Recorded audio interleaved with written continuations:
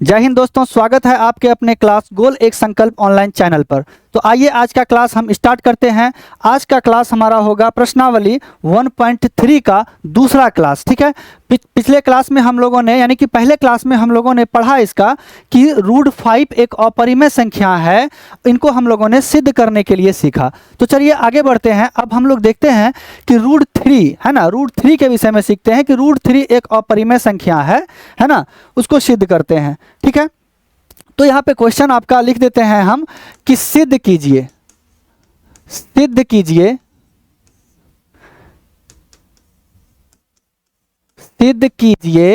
कि √3 एक क्या है, अपरिमेय संख्या है। ठीक है, ये आपका क्वेश्चन है। चलिए अब इनको हम लोग सिद्ध करके देखते हैं कि √3 अपरिमेय संख्या है तो कैसे है। हम लोग जिस तरह से √5 को किया था सेम प्रोसेस से इसको भी हम लोग करने वाले हैं। ठीक है, तो चलिए सबसे पहले लिखेंगे कि माना √3 एक क्या है, तो परिमेय संख्या मान लेंगे बच्चों। इसको क्या मान लेंगे हम लोग, परिमेय संख्या। √3 एक परिमेय संख्या है। ठीक है, जब ये √3 जब परिमेय संख्या हो जाता है तो जल्दी से बताएंगे आप लोग कि परिमेय संख्या को हम लोग किसके रूप में लिखते हैं, अंश बटे हर के रूप में लिखते हैं। ठीक है, तो यहां से √3 बराबर क्या हो जाएगा, यानी अंश में अगर हम a मान ले और हर में इसको b को ले ले तो यानी √3 बराबर क्या हो जाएगा, a बटे b। जहां अब हम लोग यहाँ क्या लिख देंगे, जहां a, b क्या है, ये सहअभाज्य संख्या। क्या हो जाएगा, सहअभाज्य संख्या है ना, ये लिख देंगे। जहां अर्थात इसलिए HCF इसका क्या हो जाएगा, AB का HCF, जल्दी से बताइए। इसलिए HCF ऑफ AB बराबर क्या हो जाएगा, 1 हो जाएगा। क्लियर है, यहां तक आप लोगों को कोई दिक्कत है। हमने क्वेश्चन लिखा कि सिद्ध कीजिए कि √3 एक अपरिमेय संख्या है। ठीक है, तो इसको जब हम लोग बनाए तो सबसे पहला काम किए, लिखे माना √3 एक परिमेय संख्या है। परिमेय संख्या मान लिए, और परिमेय संख्या का क्या होता है, अंश बटे हर के रूप में लिखते हैं। तो √3 बराबर लिख लिए a बटे b। जहां लिख दिए कि a b क्या है, सहअभाज्य संख्या। तो हम लोग पढ़े हुए हैं कि सहअभाज्य संख्या वैसी संख्या होती है जिनका HCF क्या होता है, 1 होता है। तो इसलिए HCF a b का क्या हो जाएगा, 1 हो जाएगा। ठीक है, यहां तक आप लोगों ने समझ लिया। चलिए अगला स्टेप हम लोग करेंगे, इसको क्या करना है, वर्ग कर देना है दोनों तरफ। तो लिखेंगे दोनों तरफ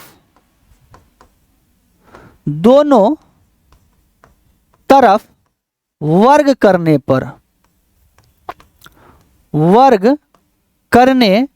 पर तो बच्चों जब हम दोनों तरफ इसका वर्ग करेंगे तो √3 पर जब वर्ग करेंगे तो क्या हो जाएगा, √3 पर पावर 2 हो जाएगा। ठीक है, उसी तरह बराबर के दूसरे तरफ क्या है, a बटे b है, तो इस पर भी क्या कर देंगे, हम लोग वर्ग कर देंगे। चलिए अब इसका वर्ग करते हैं। √3 का वर्ग हो जाएगा क्या, 3।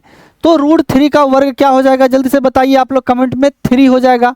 बराबर a बटे b पर पावर भी क्या था, वर्ग था। तो यहां से हमारा हो जाएगा a², अब बटे में क्या हो जाएगा, b²। क्लियर है, जब यहां से और इसके नीचे में क्या है, कुछ नहीं है बच्चों। अब इसका अगला स्टेप हम लोग इसको कोना कोनी क्या करेंगे, गुना कर देंगे। कोना कोनी क्या करेंगे, गुना करेंगे। तो चलिए आइए करके देखते हैं। जब हम b को 3 से गुना करेंगे तो ये हो जाएगा b² है, b² को 3 से गुना करेंगे तो हो जाएगा 3b²। ठीक है, और 1 को जब हम a² से गुना करेंगे बच्चों तो ये हो जाएगा a², और ये हमारा समीकरण नंबर 1 हो जाएगा। इसको मान लेंगे समीकरण नंबर 1। ठीक है, चलिए अब देखिए यहाँ पे अगर हम देखते हैं तो b बराबर, बताइए b² बराबर क्या हो जाएगा, जल्दी से आप लोग बताइए। ये जो 3 और b² है एक दूसरे से क्या है, गुना में है। जब गुना बराबर के दूसरे तरफ जाता है तो भाग में बदल जाता है, हम लोग पढ़ चुके हैं। ठीक है, तो b² बराबर यहां से हमारा हो जाएगा a² अब बटे में 3। ठीक है, यहां तक किसी को समझने में दिक्कत है? बी स्क्वायर बराबर हो जाएगा ए स्क्वायर बटे 3। तो अब आप देख पा रहे हैं कि ये 3 जो है ए स्क्वायर को क्या कर रहा है, विभाजित कर रहा है ना, कर रहा है। तो चलिए अब हम लोग यहाँ पे कथन लिखते हैं कि चूंकि, लिखेंगे बच्चों, चूंकि 3 जो है किसको कर रहा है, ए स्क्वायर को विभाजित कर रहा है। तो लिखेंगे 3 ए स्क्वायर को विभाजित कर रहा है, विभाजित कर रहा है, विभाजित कर रहा है ना। जब 3 ए स्क्वायर को विभाजित करेगा इसका मतलब 3 ए को भी विभाजित करेगा, है ना। ये जो 3 है ए स्क्वायर को विभाजित कर रहा है तो ये 3 ए को भी विभाजित करेगा। तो लिखेंगे यहां, इसलिए 3 ए को भी, 3 ए को भी विभाजित करेगा, 3 ए को भी क्या करेगा, विभाजित करेगा। कोई दिक्कत यहां तक आप लोगों को? 3 ए को भी विभाजित करेगा, यहां तक समझ पाए आप लोग? देखिए जब 3 ए को भी विभाजित करेगा तो जल्दी से बताइए आप लोग कि ए को जो 3 विभाजित करेगा, सॉरी हाँ, ए को जो 3 विभाजित करेगा तो कितनी बार में करेगा पता है? 3 जो है ए को विभाजित करेगा तो कितनी बार में करेगा? किसी को पता है? 1 बार, 2 बार, 3 बार, 4 बार, 5 बार? जल्दी बताइए, किसी को पता है? नहीं पता है तो हम मान लेंगे कि 3 जो है ए को के बार में विभाजित करेगा, ठीक है। तो यहां से ए बराबर हमारा हो जाएगा 3k मान लेंगे। क्या मान लेंगे? के बार में विभाजित करेगा तो ए बराबर हो जाएगा 3k, ठीक है। तो अब अगला स्टेप में हम लोग इसी ए के मान को किस में रखेंगे, समीकरण 1 में रखने वाले हैं, है ना। ये जो a बराबर हमारा निकल के आया है क्या, 3k। अब इस 3k को हम क्या करेंगे, a के मान को समीकरण 1 में रखेंगे। चलिए रख के देखते हैं। तो लिखेंगे समीकरण 1 में, समीकरण 1 में a का मान रखने पर, a का मान रखने पर, तो जब हम समीकरण 1 में रखेंगे a का मान, आइए देखते हैं समीकरण 1 हमारा क्या है। तो समीकरण 1 हमारा है 3b स्क्वायर बराबर a स्क्वायर, है ना। 3b स्क्वायर बराबर a स्क्वायर है, ठीक है।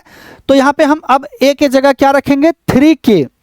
तो इधर हमारा 3b स्क्वायर हो जाएगा बराबर a के जगह रखेंगे 3k है और इस पर a स्क्वायर है तो होल स्क्वायर लग जाएगा, ठीक है।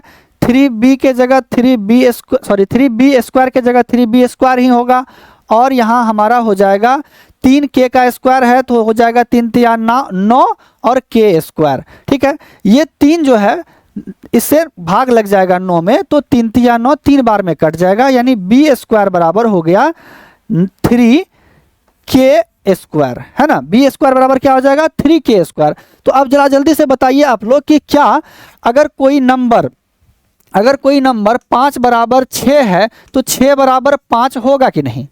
बताइए जल्दी से। अगर कहीं लिखा हुआ हो 5 बराबर 6 तो क्या हम इसको लिख सकते हैं 6 बराबर 5? लिख सकते हैं, दोनों बराबर है तो कोई बात नहीं है, किसी के जगह किसी को भी लिख सकते हैं, ठीक है। तो ये था हमारा समझने के लिए। उसी तरह यहाँ पे जैसे b स्क्वायर बराबर है क्या, 3k स्क्वायर, तो इसको हम लिख लेंगे 3k स्क्वायर बराबर b स्क्वायर, ठीक है। अर्थात यहाँ क्या हो जाएगा, k स्क्वायर बराबर हो जाएगा हमारा कि b स्क्वायर अब बट्टे में हो जाएगा 3, b स्क्वायर बट्टे में क्या हो जाएगा, 3 हो जाएगा। क्लियर है? अब बच्चों देखेंगे कि ये जो 3 है किसको, b को क्या कर रहा है, b स्क्वायर को क्या कर रहा है, विभाजित कर रहा है। ये जो 3 है ये b स्क्वायर को विभाजित कर रहा है, इसका मतलब कि 3 b को भी विभाजित करेगा। चलिए ये अब हम क्या करेंगे, यहाँ पे कथन लिखेंगे कि चूंकि 3 क्या कर रहा है, b स्क्वायर को विभाजित कर रहा है, विभाजित कर रहा है। 3 क्या कर रहा है, b स्क्वायर को विभाजित कर रहा है, तो इसलिए 3 क्या होगा, b को भी विभाजित करेगा। 3 b को भी विभाजित करेगा। क्लियर है यहाँ तक, किसी को दिक्कत है? जब 3 किसको किया, बी स्क्वायर को विभाजित किया तो 3 बी को भी विभाजित करेगा। ये हमारा कथन नंबर क्या हो जाएगा, कथन नंबर 2 हो जाएगा, है ना। और ये जो था मेरा कथन नंबर यहाँ पे, हाँ ये मेरा कथन नंबर क्या था, 1 था। कथन नंबर क्या था, 1 था। तो अब देख पा रहे हैं कि कथन 1 में जो है कि ये जो 3 है ए स्क्वायर को विभाजित कर रहा है ना, ए स्क्वायर को 3 विभाजित कर रहा है। और कथन 2 में हमने देखा कि बी स्क्वायर को भी क्या कर रहा है, 3 विभाजित कर रहा है। तो जल्दी से बताइए कि ए और बी का HCF क्या होगा, ए और बी का HCF क्या होगा।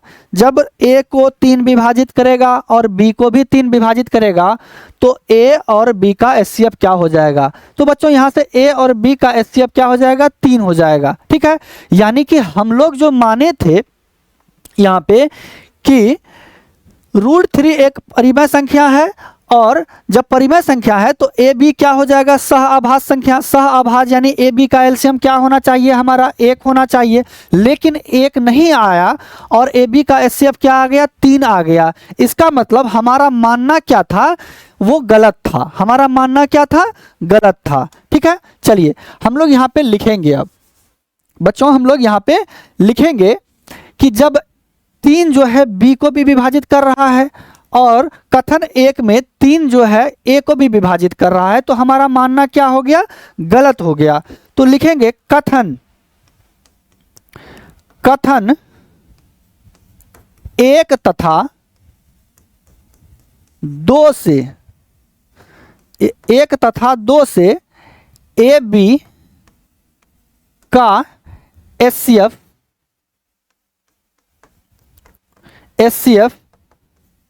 3 प्राप्त होता है।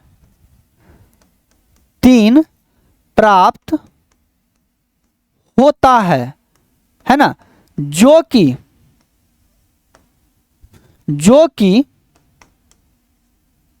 विरोधाभास है।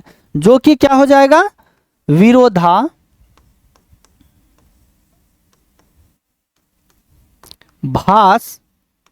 है। ठीक है, जो कि क्या है, विरोधाभास है। विरोधाभास का मतलब हो गया गलत है। तो इसलिए लिख देंगे कि हमारा मानना, इसलिए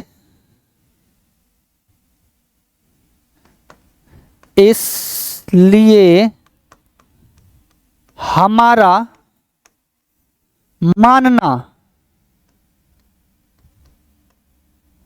मानना गलत था। हमारा मानना क्या था, गलत था। विरोधा यहां भास हो जाएगा। हमारा मानना गलत था। ठीक है, हमारा मानना क्या था, गलत था। अतः हमारा मानना, एक मिनट बच्चों, हमारा मानना गलत था कि √3 एक क्या है, परिमेय संख्या है। हमारा मानना गलत था कि √3 एक क्या है, परिमेय संख्या है ना। अतः √3 क्या हो जाएगा, एक अपरिमेय संख्या है ना। अपरिमेय, यहां आप लिख लेंगे अपरिमेय।